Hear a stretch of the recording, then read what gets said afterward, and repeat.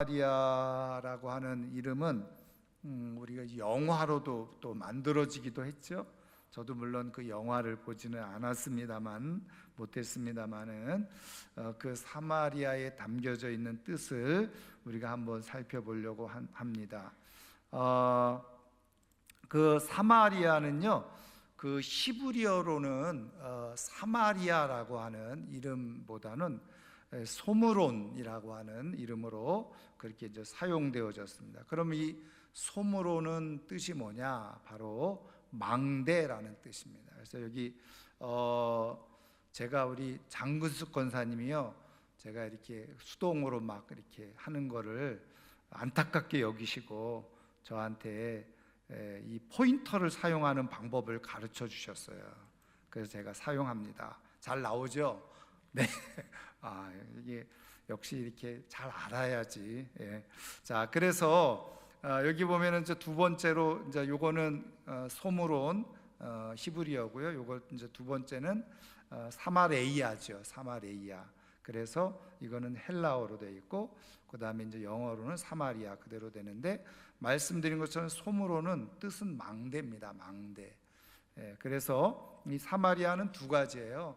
하나는 이제 지역, 넓게는 지역을 말하는 것이고, 작게는 도시, 그 우리가 말하는 사마리아 성읍, 성을 또 얘기를 합니다. 성경에는 전 당연히 두 가지로 같이 사용되어졌고요. 현재 이 도시는 세바스티아라고 되어 있는 도시로 되어져 있습니다. 자, 그래서 사마리아의 위치는 잠깐요. 사마리아의 위치를 우리가 찾아보면 이렇게 되어져 있습니다. 우리가 이제 이스라엘 지도를 살펴보면 세 부분으로 크게 나누죠. 이제 뭐 최근에는 이제 네 부분으로 나누기도 하는데, 맨 밑에는 우리가 잘 아는 대로 유다 지방이죠. 그리고 요 옆에 제가 표시를 안 해놓은 이유는 여기가 이제 블레셋입니다. 지금의 여러분 이스라엘이 분쟁 지역으로 있는 그 가자 지구죠. 예.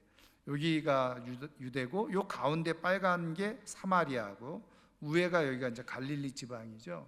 근데 이 갈릴리도 요즘은 이제 여기 밑을 하부 갈릴리, 그리고 위에를 상부 갈릴리 이렇게 나누기도 합니다. 그래서 말씀드린 것처럼 가나안 땅 중부 지역 전체를 바로 이 사마리아라고 또 부르는데, 이 사마리아를 그래서 이후로는 우리가 이제 사마리아 나라로 북이스라엘을 지칭할 때 사마리아로 지칭하기도 하죠. 그래서 북이스라엘 왕국을 지칭할 때 사마리아라고도 표현하기도 한다. 그 다음에 이제 두 번째는 당연히 사마리아 성 말하는 겁니다. 그래서 오늘 우리가 읽은 성경 본문에서 나와 있는 것처럼 이제 북이스라엘의 오므리라고 하는 사람이 왕이 되면서, 이제 뒤에 보겠습니다만 디르사라고 하는 지역에서 바로 사마리아로 수도를 옮기죠. 성읍으로 옮깁니다. 그래서 이제 이 사마리아는 예루살렘에서 북쪽으로 67km 정도 있습니다. 그래서 보면 제가 이렇게 표시를 해놨는데요. 이거는 조금 큰 지도, 그러니까 작은 지도 멀리서 보는 거고, 제가 여기 파란 표시로 해놓은 게 바로 예루살렘입니다. 이쪽 지도에 당연히 여기는 이제 지중해죠. 요 밑에는 사해고, 여기 요단강, 여기가 이제 갈릴리 바다죠. 그다음에 여기 중간에 요 부분, 요 부분이 어디냐? 바로 이제 이 나중에 보면 세겜입니다. 그다음에 요 조그맣게 동그라미로 된 게 바로 사마리아인데요. 그거를 요쪽 지도를 확대한 게 지금 이 왼쪽에 있는 그림입니다. 네모 박스, 여러분들이 우리가 그동안 세겜 많이 배웠잖아요, 처음에.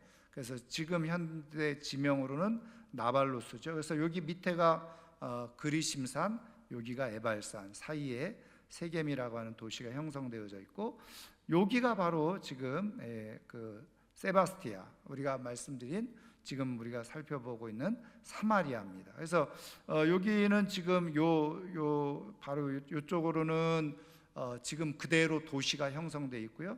요 지금 제가 동그라미 표시해 놓은데 이쪽으로는 바로 이제 사마리아하고 가로해놓고 세바스티아 이렇게 해놨는데 그렇게 하는 이유는 여기가 바로 이제 원래 있던 그 성 유적지가 있는 곳이죠. 자, 그래서 그거를 이렇게 최근에 찍은 사진으로 보면 이게 이제 이렇게 사마리아가 예전에 이렇게 이제 되어져 있을 거라는 겁니다. 예. 그래서 요 그림이고요. 그래서 우리가 이제 사마리아에 대해서 우리가 좀 더 구체적으로 배워보도록 하겠습니다. 지금 오늘 우리가 본 말씀이죠. 오므리 왕이 세운 수도. 그래서 지금은 뭐 사마리아 전체 지역을 보는 것보다 사마리아 또 그 수도를 도시를 중심으로 해서 살펴보도록 하겠습니다. 자, 열왕기상 16장 23절 24절 같이 읽겠습니다. 유다의 아사왕 제31년에 오므리가 이스라엘의 왕이 되어 12년 동안 왕위에 있으며 디르사에서 6년 동안 다스리니라. 그가 은 2달란트로 세멜에게서 사마리아 산을 사고 그 산 위에 성읍을 건축하고 그 건축한 성읍 이름을 그 산 주인이었던 세멜의 이름을 따라 사마리아라 일컬었더라. 아멘. 자, 그래서 오늘 말씀드린 대로 그대로입니다. 그래서 이 사마리아는 오므리 왕조. 그래서 이 오므리가 왕이 되면서 가장 대표적으로 또 성경에 많은 분량이 기록되어져 있고 또 가장 악한 왕으로도 기록되어져 있는 왕이 바로 엘리사 시대에 활동했던 그 엘리야와 엘리사 때에 통치했던 아합 왕이죠. 아합 왕이 바로 이 오므리 왕의 아들이거든요. 근데 어쨌든 그래서 이 오므리가 했던 가장 중요한 일은 수도가 디르사였었는데 디르사에서 어떻게 해요?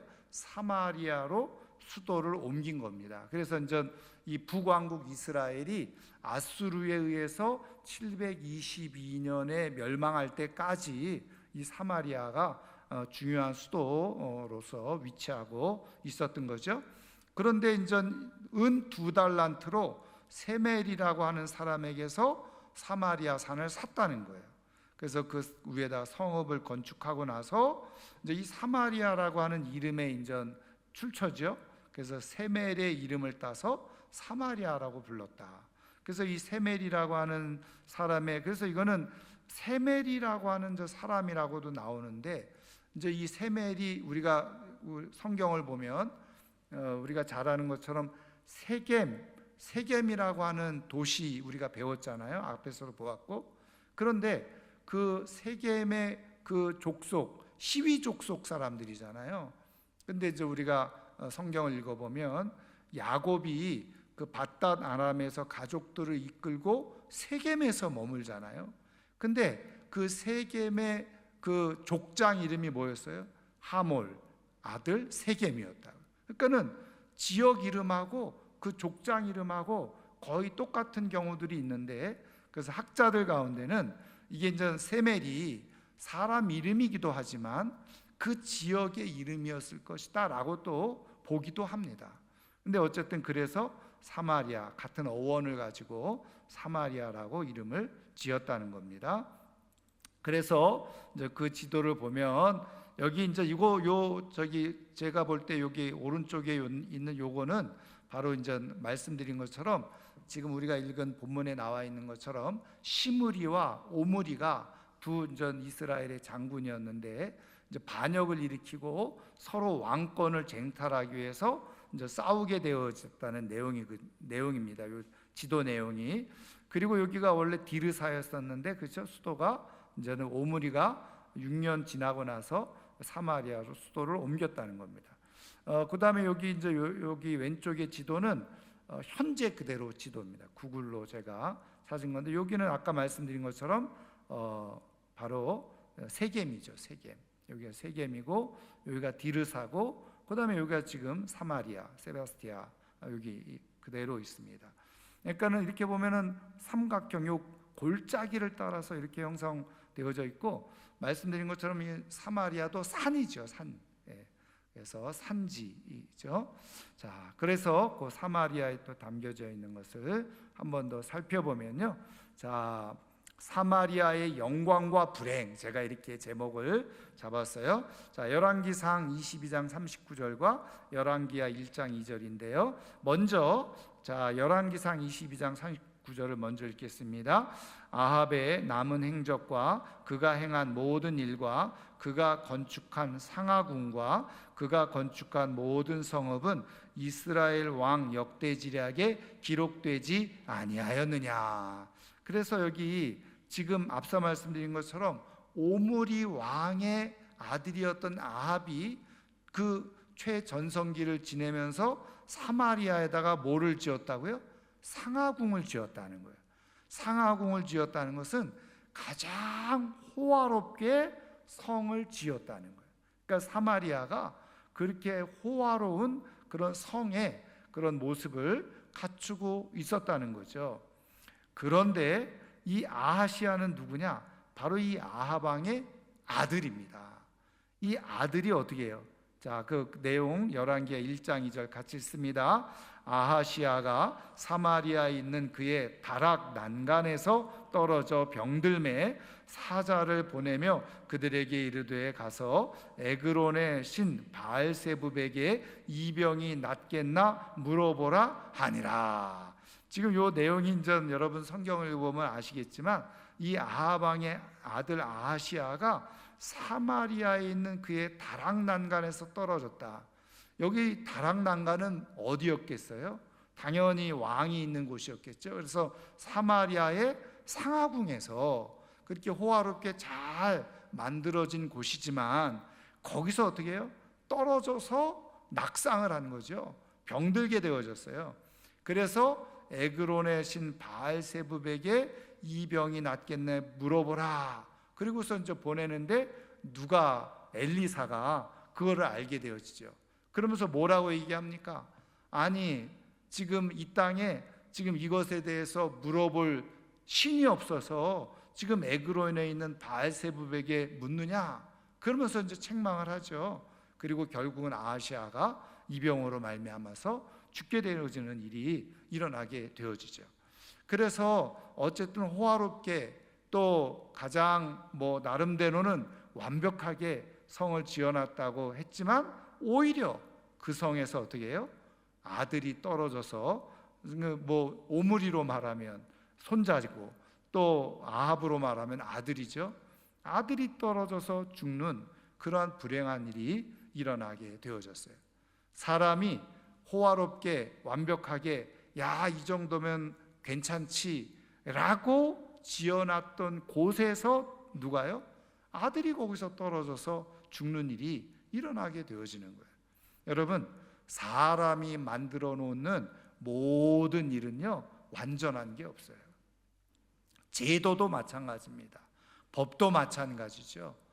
사람에 의해서 만들어진 거는요 다 약점이 있어요. 그게 결코 완전하지 않고 자신들이 생각했던 것처럼 그렇게 완전한 삶의 터전이 될 수가 없다는 거예요. 여러분, 우리 인생의 가장 완전한 터전은 우리 주 예수 그리스도 하나님이신 줄 믿으시기를 주님의 이름으로 축원합니다. 그 다음에 또 비슷한 내용이 또 기록되어져 있어요. 그래서 제가 제목을 멸망과 수치 이렇게 만들어놨어요. 자, 열왕기하 17장 6절 24절 같이 읽습니다. 호세아 제9년에 아수르 왕이 사마리아를 점령하고 이스라엘 사람을 사로잡아 아수르로 끌어다가 고산 강가에 있는 할라와 하볼과 메대 사람의 여러 고을에 두었더라. 이어서 24절로 같이 읽습니다. 아수르 왕이 바벨론과 구다와 아와와 하맛과 스발와임에서 사람을 옮겨다가 이스라엘 자손을 대신하여 사마리아 여러 성읍에 두매 그들이 사마리아를 차지하고 그 여러 성읍에 거주하니라. 아멘. 자, 이게 이제 굉장히 역사적으로 중요한 내용인데요. 여러분, 우리가 잘 아는 것처럼 유대인들이 사마리아 사람들을 혐오했다고 그랬잖아요. 그게 역사적으로 계속 이어지는데, 왜 유대인들은 처음에 같은 어쨌든 통일, 다윗 시대, 솔로몬 시대까지 통일 왕국으로, 또 같은 야곱의 이스라엘의 후손으로, 그리고 한 나라였었잖아요. 물론 그 솔로몬 이후에 르호보암과 여로보암 시대 때 나라가 나뉘어지긴 했지만, 그래도 역시 어떻게 해요? 바로 하나님이 택한 한 민족이나 같은 그런 모습이었는데, 그런데 왜 이 북쪽 사마리아를 이렇게 혐오하게 됐느냐는 거예요.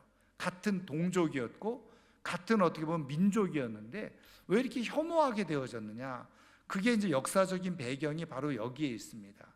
그래서 우리가 알고 있는 것처럼 오늘 말씀대로 보면 사마리아가 아수르에 의해서 주전 722년에 멸망을 당하잖아요. 근데 그 당시에 아수르의 중요한 통치 정책이 뭐였냐면 혼합 정책이었어요.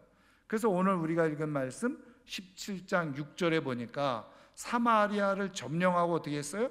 이스라엘 사람을 사로잡아서 어디로 끌고 갔어요? 아수르로 끌어다가 고산 강가에 있는 할라, 하볼, 메대 사람의 여러 고을에 두었다. 그리고 그것뿐만이 아닙니다. 여기 보면 아수르 왕이 또 어떻게 했어요? 바벨론과 구다와 아와와 하맛과 스발와임에서 사람을 옮겨다가 그 땅을 정복한 다음에 그 땅 사람들은 대거 또 어디로요? 이스라엘 자손을 대신하여 사마리아 여러 성읍에 두매, 그들이 사마리아를 차지하고, 그러니까 결국은 어떻게 해요? 막 혼합시켜버린 거예요. 왜 혼합시켰을까요? 종족이 같고 민족이 같으면 힘을 모아서 언어가 소통되어지고 같은 문화를 가지고 저항하고 문제를 일으킬까 봐 흩어놓는 거예요. 여러분 뭐 이런 표현까지 뭐 설명하면 그렇습니다만은 제가 이제 미얀마 이렇게 다녀오잖아요. 그러면 미얀마의 아주 중요한 내용들 중에 하나가 뭐냐면 그 최고의 대학이 우리나라의 서울대학 같은 대학을 양곤대학이라고 그러거든요. 당연히 지금은 뭐 수도가 다른 곳으로 옮겼습니다만은, 근데 옛날에 양곤이 수도였잖아요. 그리고 지금도 물론 수도 역할을 합니다. 경제 중심지이기도 한데, 그래서 양곤대학이 가장 최고의 대학인데 우리는 그래도 캠퍼스가 하나로 이렇게 모여져 있잖아요. 근데 양곤대학은 캠퍼스가 여러 개로 나뉘어져 있다는 거예요. 왜 이렇게 나눠놨느냐? 군부에서 같이 모아놓으면은 서로 소통을 하고 힘이 모아져서 데모할까봐 다 이렇게 캠퍼스별로, 과별로 막 나눠놨다는 겁니다. 어쨌든 뭐 그 아수르의 정책이 바로 그런 정책이었어요. 그러니까 어떻게 보니까 사마리아에 살고 있다고 그래서 이 사람들이 정통 사마리아 사람들이 아닌 거예요. 그럴 뿐만 아니라 어떻게 해요? 여러 사람들이 막 섞여 있다 보니까 어떻게 합니까? 이제는 뭐 시집 장가가는 것도 서로 막 섞이지 않았겠어요? 그리고 이제 제가 여기 성경에는 그런 내용이 없기 때문에 굳이 기록을 하지 않았습니다만은, 이제 역사적으로 보면요, 로마가 지배할 때 사실은 이 현재 이름이 뭐라고 그랬어요? 기억나세요? 세바스티안이라고 그랬죠. 근데 여러분 이 영어식 표현으로 말하면 말 그대로 세바스찬, 많이 들어보셨을 거예요. 근데 이 세바스찬이라는 말이 뭐냐면은 바로 이 왕을, 황제를 의미하는 말이에요. 그래서 바로 그 헤롯, 우리가 잘 아는 헤롯 대왕이 바로 이 왕으로부터, 로마 황제로부터 환심을 사기 위해서, 뒤에서 이제 우리가 보겠습니다만은 그 사마리아 그 도시를 세바스티안, 그 황제의 그 이름을 따가지고 세바스티안이라고 이름을 정해놓고 그걸 가지고 황제에게 이제 봉헌한 거죠. 그래서 세바스티안이라고 하는 이름이 생겨진 겁니다. 여러분 이제 나중에 또 배우겠습니다만은 이런 그 지명은요 꽤 많아요. 여러분 우리가 잘 아는 가이사랴 빌립보, 예수님께서 너희는 나를 누구라 하느냐라고 하는 이 가이사랴 빌립보라고 하는 지명도 마찬가지입니다. 가이사랴는 케사르를 말하는 거예요. 황제. 그 다음에 빌립보는 빌립을 말하는 거죠. 그 빌립 황제에게 그 분봉왕이 그 도시를 황제의 이름을 따서 헌물한 것, 봉헌한 것. 그게 바로 가이사랴 빌립보입니다. 그래서 여러분 그런 배경으로 따지면 그 도시는 누구의 도시나 마찬가지예요. 물론 모든 나라가 다 황제의 것이지만 특별히 그곳을 황제를 높이는, 그래서 황제 숭배하는 그 내용이 가이사랴 빌립보에 가면, 성지순례 가면 그대로 담겨져 있거든요. 그래서 굉장히 중요한 게 그 가이사랴 빌립보에서 예수님께서 너희는 나를 누구라 하느냐 이렇게 질문을 한 거예요. 왜요? 거기는 지금 황제의 도시잖아요. 황제에게 드려진 도시, 황제를 숭배하는 도시. 거기서 예수님이 제자들에게 너희들은 나를 누구라 하느냐. 그러면 주는 그리스도이시여 살아계신 하나님의 아들이십니다. 그 얘기는 뭐냐면 여기를 다스리는 참된 통치자는 가이사랴 케사르 빌립 황제가 아니라 이 여기의 주인은 바로 주님이십니다. 그것을 예수님은 듣기를 원하셨다는 거죠. 어쨌든 그렇게 이 사마리아도 마찬가지인데, 근데 로마가 지배할 때 여기에도 똑같이 아수르가 행했던 것처럼 많은 그런 피지배 사람들을요 또 이곳으로 불러들여 가지고 여기에서 많은 사람들이 살아가도록 그렇게 했다는 거예요. 그러니까 역사적으로 보면 아수르를 통해서도 로마를 통해서도 거기 있는 사람들이 완전히 혼합된, 그러니까 정통 어떻게 보면 유대인으로서 또 하나님을 신앙하는 그런 모습을 가지고 있지 않는 모습을 사마리아가 가지고 있었다는 거죠. 그래서 유대인들은 어떻게 해요? 사마리아를 인정하지 않고 혐오하는 그런 일이 일어나게 되어졌던 거죠. 자, 그래서 이어서 보면 요거는 요 지도는 바로 아수르가 지금 정복하는 과정 속에서 지금 요 화살표가 이렇게 돼 있죠. 요거는 이 사마리아 사람들을 아수르가 이쪽으로 옮겨갔다는 거예요. 고산 이쪽으로 옮겨갔고, 또 여기에 이거는 1차, 2차 이렇게 공격해서 이렇게 옮겨갔다는 그런 지도의 내용입니다. 자, 그래서 앞서 말씀드린 것처럼 조금 더 들어가면요.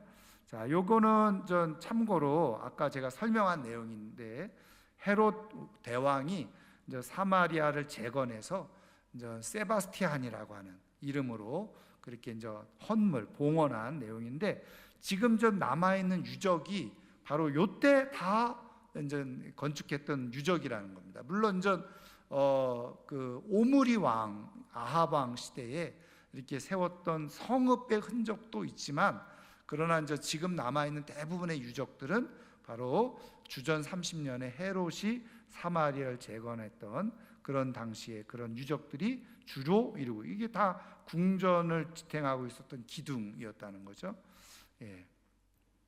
자, 그냥 사진. 요거는 요 앞에가 큰 운동장이어서 여기에 앉아 스탠드죠, 일종의. 사람들이 여기서 모여서 회의도 하고 경기도 관람하고 이랬던 곳이었고요.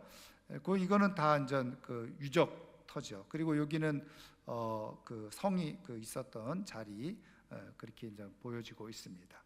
자, 그런데 어쨌든 사마리아가 말씀드린 것처럼 이렇게 어떻게 보면은 혐오스러운 그런 지역으로 변질되어졌잖아요. 그리고 가장 우상을 극심하게 섬기던 지역이었음에도 불구하고 이곳을 통해서 하나님께서 또 하시는 일이 있었던 것을 우리가 보게 되어지는데, 자, 우리 신약 성경으로 넘어가면, 자, 우리 예수님이 수가성 여인을 만나시는 내용이 기록되어져 있습니다. 자, 요한복음 4장 3절부터 6장 상반절 같이 읽습니다. 유대를 떠나사 다시 갈릴리로 가실새 사마리아를 통과하여야 하겠는지라 사마리아에 있는 수가라는 동네에 이르시니 야곱이 그 아들 요셉에게 준 땅이 가깝고 거기 또 야곱의 운물이 있더라. 아멘. 자, 그래서 여기 인전 원래는 말씀드린 것처럼 지도를 보면요, 요 지도가 무슨 내용이냐면 지금 예수님께서 예루살렘에서 이 A 코스로 이렇게 가셨다는 거예요, 이 갈릴리로. 그런데 평상시에 모든 유대인들은 이쪽으로 가질 않아요. 그럼 어떻게 다녔느냐? 예루살렘에서 여리고로 가서 요단강을 건너서 이쪽 땅으로 해서 이렇게 벳산으로 해서 이렇게 갔다는 거예요. 어쨌든 요 땅을 이렇게 경유하지 않았어요. 돌아가더라도 요 땅을 밟는 것 자체를 아주 혐오스럽게 생각을 했다는 겁니다. 참고로 제가 서두에 말씀드리진 않았는데 요 중부 지역인데요. 그러면 어디서부터 어디까지냐? 여기에 예루살렘 바로 위에 에브라임 산지라고 있습니다. 산맥이 형성되어 있는데 거기서부터 여기 보면은 요 갈릴리가 여기가 갈멜산이거든요. 여기서 밑으로 쭉 내려오면요, 이스라엘 평원이 있어요. 그래서 여기 사마리아는 여기 에브라임 산지서부터 해서 여기 이스라엘 평원을 중심으로 해서 요 사이에 있는 땅을 산지입니다. 산지. 요 산지를 사마리아라고 얘기를 하는데, 어쨌든 그래서 예수님도 이렇게, 그래서 예수님이 여리고로 들어가셨다. 그래서 우리가 잘 아는 것처럼 여리고에서 몇 가지 사건도 있잖아요. 가장 기억에 남는 사건이 무엇입니까? 여리고 하면 떠오르는 사람이 누구예요? 삭개오죠. 삭개오. 그래서 여기 우리가 지난 시간에 여리고 배우면서 삭개오의 돌 무화과 나무 기억나시나요? 거기서, 그러니까 예수님이 여기로 예루살렘 이렇게 다녔으면 굳이 여기를 가실 필요가 없는데 평상시에는 이 B 코스로 다니셨다는 거죠. 그렇지만 이때는 예수님이 특별하게 뜻이 있고 목적이 있으셔서 사마리아로 통과하여야 하겠는지라. 아마 제자들이 왜 선생님이 왜 이쪽으로 가시려고 하는지 아마 이해를 못했을지도 몰라요. 자, 근데 사마리아에 있는 수가라는 동네에 이르렀다. 이 수가가 어디냐? 그런데 이 수가가 어떻게 했어요? 거기에 뭐가 있었어요? 야곱이 그 아들 요셉에게 준 땅이 가깝고 또 거기 뭐가 있었어요? 야곱의 운물이 있더라. 이렇게 배웠죠. 야곱의 운물이 어디 있었습니까? 세겜에 있었잖아요. 세겜에. 그래서 여러분, 세겜에 그 야곱의 운물이 거기에 있었습니다. 그래서 이제 학자들은 이 수가, 그렇다고 해서 세겜과 수가가 같은 지형은 아니고 바로 이 야곱의 운물이 인근에 있는 가까운 그런 그 성, 작은 마을, 그게 아마 수가였을 것이다. 그래서 수가라고 하는 그 위치는 따로 나와 있지는 않아요. 그 세겜 안에 바로 이 수가가 있는 것으로 그렇게 이제 보여지고 있습니다. 자, 그래서 이렇게 되어 있어요. 그래서 여기 보면요, 바로 이 주님의 마음이 여기에 그대로 우리가 담겨져 있는 것을 보게 되어지죠. 그래서 이 수가성 여인이 어떻게 해요? 한낮에 물을 기르러 오잖아요. 어떻게 보면 그 인생에서 가장 수치스럽고 부끄러운 인생의 모습을 가지고 있었던 이 여인이 예수님을 만나고 메시아를 고백하고 그 사마리아 땅에 어떻게 해요? 예수님의 메시아가 선포되어지는 일이 일어나게 되어지잖아요. 그러니까 어떻게 보면 사마리아가 그 당시에 문화적으로나 역사적으로나 혐오스러운, 인정받지 못하고 있었던 유대인들에게 있어서 더러운 땅으로 그렇게 버려졌음에도 불구하고 예수님은 어떻게 해요?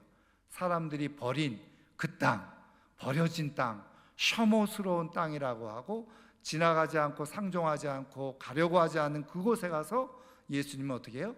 그 구원 사역을 이루셨다는 거예요. 그것을 보면 오늘 우리 시대에 우리가 복음을 또 구원을 어떻게 베풀고 행해야 되는가 하는 것을 우리는 발견하고 깨닫게 되어지는 거죠. 그래서 우리에게 주시는 사명이 있고요. 또 하나는 이거를 이제 거꾸로 보면 우리도 마찬가지로 우리의 인생에 이렇게 수가성에 있는 여인과 같이 어떻게 보면 보잘것없고 볼품없는 여인이었음에도 불구하고 예수님이 찾아오셔서 만나주셨기에 오늘 우리가 구원을 받고 살아가는 인생이 될 수 있었다는 거죠. 우리가 그것을 깨닫고 감사하며 살아갈 수 있기를 주님의 이름으로 축원합니다. 그래서 아무리 세상으로부터는 볼품없고 버려진 것처럼 보이고 의미 없는 것처럼 보이고 세상으로부터는 손가락질 당하는 그러한 삶의 모습이라고 할지라도 우리 주님이 긍휼히 여기시면 복된 땅이 되어지는 줄 믿으시기를 주님의 이름으로 축원합니다. 복된 역사가 일어나는 거예요. 그래서 다시 사마리아를 향한 주님의 마음을 보면 자, 누가복음 10장 33절 34절 같이 읽겠습니다. 어떤 사마리아 사람은 여행하는 중 거기 이르러 그를 보고 불쌍히 여겨 가까이 가서 기름과 포도주를 그 상처에 붓고 싸매고 자기 짐승에 태워 주막으로 데리고 가서 돌보아 주니라. 아멘. 여러분, 예수님이 비유로 말씀하신 그 선한 사마리아 사람의 비유의 말씀이잖아요. 그래서 어떤 사람이 예루살렘에서 여리고로 내려가다가 강도를 만났잖아요. 그런데 그 강도 만난 사람을 누가 봅니까? 제사장이 보고 레위인이 보고 유대인이 보는데 다 보고 그냥 지나갔잖아요. 그런데 이 사마리아 사람, 다시 말하면 유대인들이 그렇게 혐오스럽게 여기고 인정하지 않았던 사마리아 사람은 어떻게 해요? 가서 돌보았다는 거예요. 예수님이 질문을 하죠. 누가, 여기 중요한 질문이에요. 누가 이 강도 만난 사람의 이웃이냐? 그러면 예수님이 분명히 말씀하셨잖아요. 레위인, 제사장, 그리고 사마리아 사람. 사마리아 사람이라고 예수님이 답을 다 가르쳐 주셨잖아요. 그러면 뭐라고 대답을 해야 돼요? 여기 중요한 대답이에요. 사마리아 사람입니다. 이렇게 대답을 해야 되는 거예요. 여기에 예수님이 원하셨던 대답은 그거였거든요. 너의 이웃이 누구냐? 너희들이 혐오하는 그 사마리아 사람이다. 예수님은 그 얘기를 하시려고 한 거예요. 너희들이 그렇게 혐오하는 사람이 그 사마리아 사람이 바로 너희의 이웃이다. 그걸 말씀하시려고 한 거거든요. 근데 이제 우리는 말씀을 조금 오해해서 이렇게 가난한 사람이 우리의 이웃이다 뭐 이렇게 생각하기 쉬운데, 어쨌든 너희가 혐오하는 그 사람이 바로 너희의 이웃이다. 그래서 너희도 혐오하는 그 사람을 찾아가서 그렇게 지금 이 강도 만난 사람처럼 그렇게 돌보아 주어라. 그 말씀을 하려고 하는 거죠. 그래서 사마리아에 대해서 우리 주님이 가지고 계시는 마음, 세상 사람들은 다 혐오스럽게 여기고 손가락질하고 우리와 다른 종자라고 생각하는 그런 사람들을 향해서 예수님은 오히려 어떻게 해요? 이웃으로 삼아야 된다는 것을 말씀해 주고 있다는 거죠. 자, 그 다음에 보면요, 두 번째 사마리아에 대한 주님의 마음, 누가복음 17장 11절과 15절 같이 읽겠습니다. 예수께서 예루살렘으로 가실 때에 사마리아와 갈릴리 사이로 지나가시다가 한 마을에 들어가시니 나병 환자 10명이 예수를 만나 멀리 서서 그 중에 한 사람이 자기가 나은 것을 보고 큰 소리로 하나님께 영광을 돌리며 돌아와 예수의 발 아래에 엎드려 감사하니 그는 사마리아 사람이라. 아멘. 여러분, 여기서는 또 그들 유대인들이 그렇게 혐오했던 사마리아 사람만이 그 나병 환자에서 치료받은 10사람이 있었는데 유일하게 사마리아 사람만 돌아와서 감사를 드렸다. 하나님께 감사를 드렸다. 여러분, 이거는 무엇을 의미하는 걸까요? 이게 어느 지역에 있는 사람이다 라고 해서 그 사람을 다 매도해서 함부로 평가하지 말라는 거죠. 그런 의미가 여기에 담겨져 있는 거예요. 너희가 혐오하는 그 사마리아 사람도 그 가운데 정말 진심으로 하나님을 믿는 사람들은 하나님 앞에 감사하는데 그 사람이 바로 사마리아 사람이라는 거예요. 그러니까는 예수님이 그렇게 지역에 대한 편견을 다 없애시고 그 다 품으시고, 정말 중요한 것은 지역이 중요한 것이 아니라 뭐가 중요한 거예요? 그 사람 속에, 마음 속에 있는 참된 믿음의 모습이 중요하다는 것을 가르쳐 주시고 말씀해 주시는 거죠. 자, 그런 의미에서 사마리아는 더 이상 버려진 땅이 아니게 되어지죠. 자, 그래서 주님의 구원 계획 속에 있는 땅이 됩니다. 사도행전 1장 8절 같이 읽겠습니다. 오직 성령이 너희에게 임하시면 너희가 권능을 받고 예루살렘과 온 유대와 사마리아와 땅끝까지 이르러 내 증인이 되리라 하시니라. 아멘. 여러분, 예수님의 제자들은 다 유대인들이었잖아요. 그러니까 또 그 따르는 사람들도 대부분 유대인들이었죠. 그러니까 사실은 유대인들 입장에서 사마리아는 복음을 전해서는 안 되는 지역이라고 생각하고 있었을지도 몰라요. 그런데 성령이 임하시면 권능을 받고 너희가 꼭 증인이 되어야 될 곳이 어디냐? 바로 사마리아다. 그것을 말씀해 주고 있는 거죠. 그런 의미에서 우리 하나님의 구원 계획 속에는요, 버려진 땅은 없는 거예요. 일본도 버려진 땅이어서는 안 되고, 중국도 버려진 땅이 되어서는 안 되고, 북한도 버려진 땅이 되어서는 안 된다는 거예요. 하나님의 구원 계획 속에 구원받을 영혼들이 그 속에 있다고 한다면 우리는 그 땅에 복음을 전해야 돼요. 여러분, 하나님의 구원 계획 속에 사마리아, 사람들이 혐오하고 그렇게 싫어하던 땅이 있음을 우리가 깨닫고, 정말 주님의 마음을 갖고 주님과 함께하는 삶을 살아가는 우리들은, 우리가 뭐 직접 가서 한다고 할 수는 없지만, 여러분, 일본에 대해서 사실은 그렇게 어떻게 보면은 불편한 마음을 가지고 적대시하는 것은 사실은 성경적이진 않은 거예요. 물론 우리가 이제 역사적으로 보면 사실은 일본에 대해서 그런 아픔이 있지만, 우리가 복음이라고 하는 큰 차원으로 보면요, 오히려 사마리아잖아요. 우리는 그 땅을 위해서 기도해야 되고, 우리가 정말 그 땅에 복음을 증거해야 될 사명이 우리에게 있는 거예요. 북한도 마찬가지고요.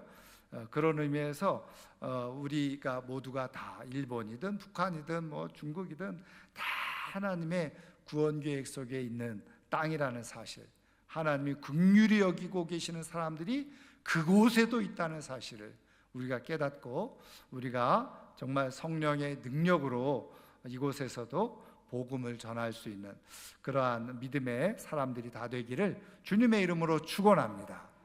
그래서 꼭 우리가 뭐 나라적으로만 아니더라도 우리 가까이 우리 주변에 사마리아가 있을 수 있잖아요. 그렇죠?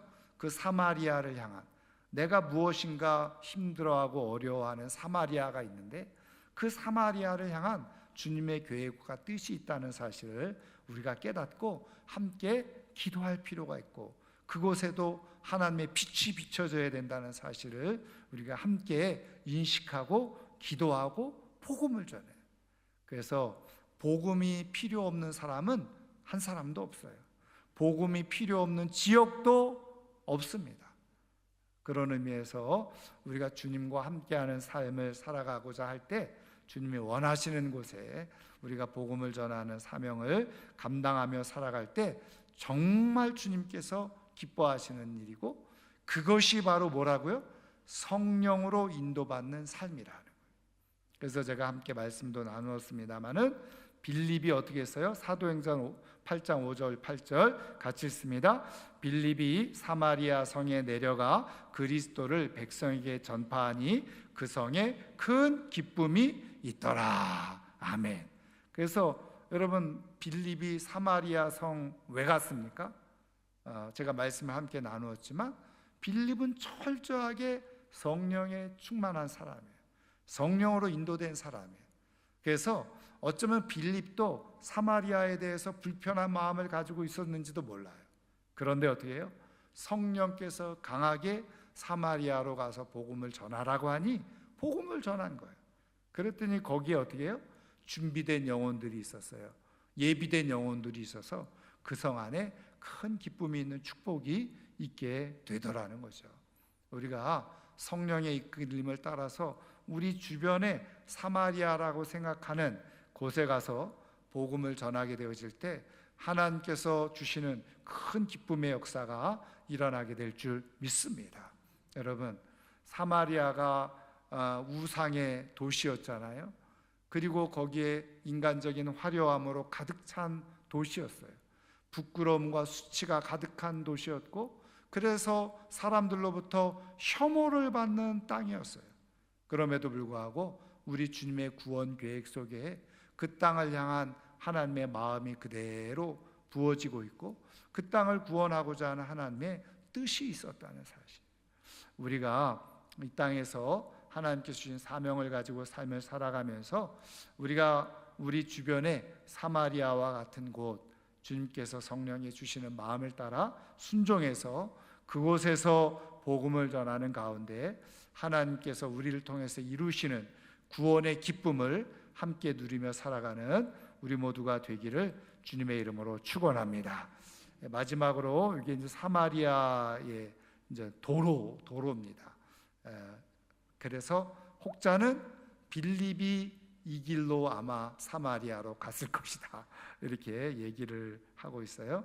저는 이 길이 오늘 우리의 마음속에 그대로 다 담겨져 있어서 우리 주변에 정말 사람들이 별로 찾아보지 않고 별로 반가워하지 않는 그런 사람들 찾아가서 복음을 전하는 가운데 우리 주님과 함께하는 복된 삶으로 살아가고 우리 주님이 정말 기뻐하시는 삶으로 살아가는 우리 모두가 되기를 주님의 이름으로 축원합니다. 기도하겠습니다. 오늘 말씀을